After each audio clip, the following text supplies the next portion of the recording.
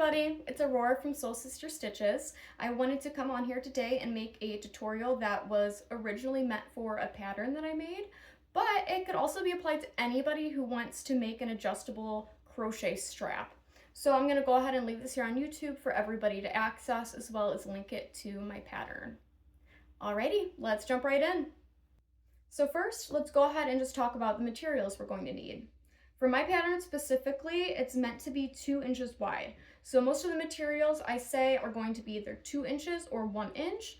Depending on what kind of product that you have, you might need a different size, so adjust as needed. So for my pattern specifically, you're going to need one 2-inch slide buckle, one 2-inch D-ring.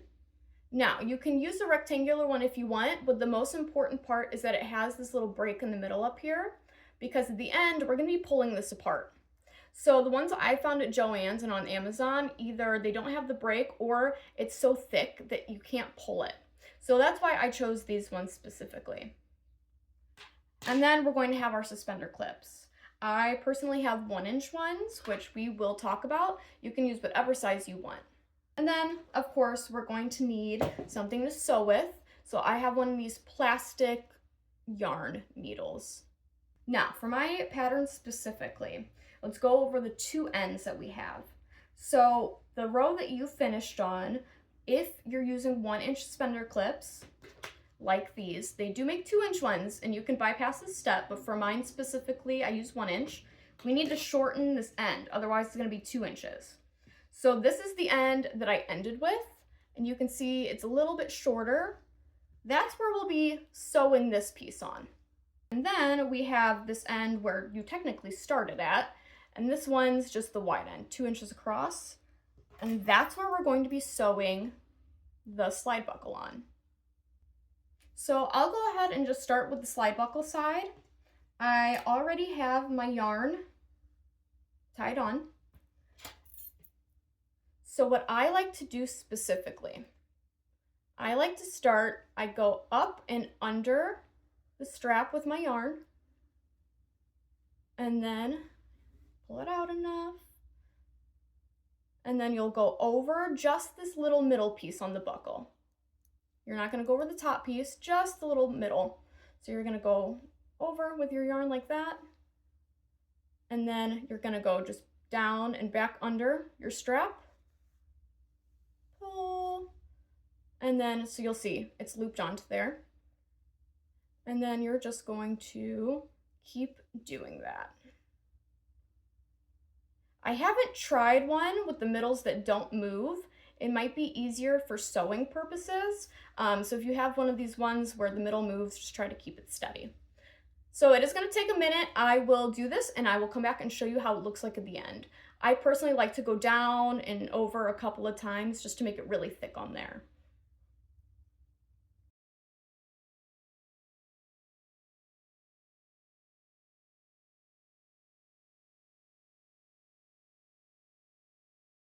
Okay, so I've got it completely filled.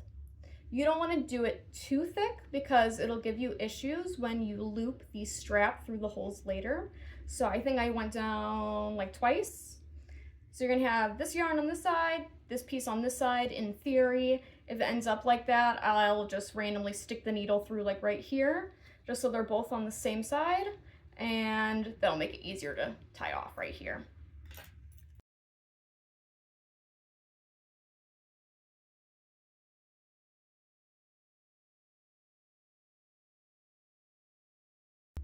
Okay, perfect. So it should look like that. And then you have your yarn. For sewing in my ends, so you don't have any bulkiness, I like to just weave it up inside of these two, okay, well, this is black, so it's kind of hard to see, but the 2 stitches on what we'll consider the underside. So the top side will be just the one front post double crochet with the 2 space gap in between, and then the side that's going to lay against your body are the ones where it's 2 together with 1 gap in between, if that makes sense. So I like to weave my ends into the side that'll be underneath so you can't see it and you won't really feel it against your body. So I just weave it in and out of this. So I'm gonna go ahead and do that.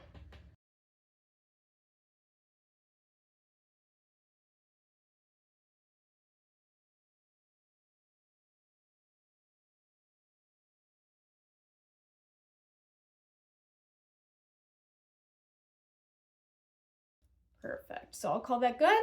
You can't see it at all, and it doesn't add to the bulkiness.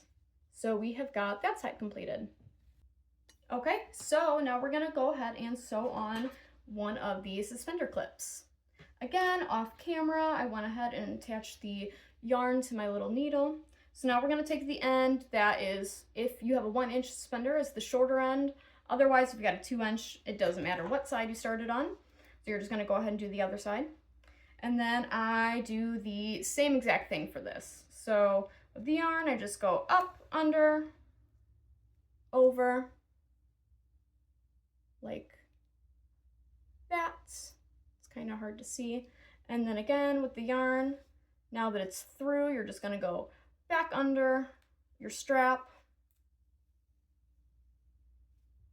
and keep doing that. And you're just gonna repeat a few times so that, my rule of thumb is that there's no silver showing. So I'm gonna go ahead and finish that and then I will show you guys at the end.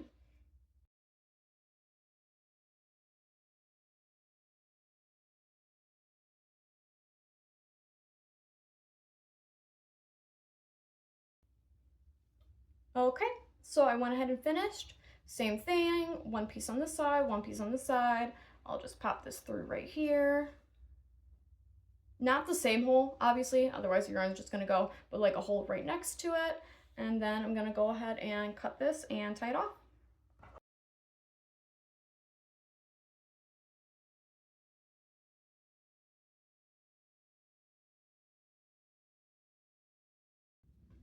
All right, so same thing. I'm gonna go ahead and I'm just gonna weave my end into this underside and one of these front post double crochets.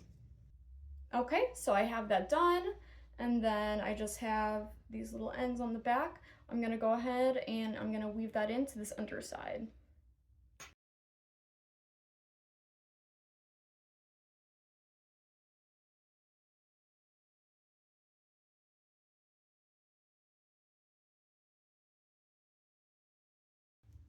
Okay, perfect. So since we shortened the side, you may have to like just weave in and out until you can reach these front post double crochets, but as long as it feels secure and it's not visible on this side, you should be good. Alrighty, so we are done with all the sewing. You can go ahead and put that away. We should now have the buckle slide sewn onto this end and have the suspender clips sewn onto this end. Also make note that the top is facing the top of the suspender clip. You want that all the same way. So that way when you have it on the correct way, the heart is facing outwards. So again, the top is just the one front post double crochet with 2 spaces between it, and the underside is the 2 front post double crochet with the 1 space between it. So now we're gonna go ahead and connect the D-ring to the suspender clip. So remember how I was saying earlier that it was very important that we have that break so we could pull this apart? That's because that's how we're going to be connecting the suspender clip. So I like to hold it kind of like this so it's facing inwards. I take 2 fingers, pull it apart, and pop that through. Okay, so when we put this on, make sure it's facing the same way, and you're going to slide this end right through here and pull it through. Super easy, it's just gonna sit here in the middle. So now to make the whole thing adjustable, we're going to be lacing this side with the suspender clip into the slide buckle. So make sure when you're sliding it through that you're doing it with the top end on this side with the suspender clip. And when you lace it through, it's gonna be first just this top portion. When you go into this side, it'll be the side with the underneath. So you're gonna go out and through, and as it pulls through the side with the buckle, you'll see the top is right here. So now you're gonna go ahead and just go back down through that second hole underneath the middle part there. So you're gonna go in the top half and then go out the bottom half. And then you just pull it. I like to make it so that the one front post double crochet on the top is center with that middle. So you can see here, they're all evenly spaced. And then you're gonna notice with this D-ring here, that will be where you connect to your flowstar. So I like to put it so that the flat end is right there and the D part is right here.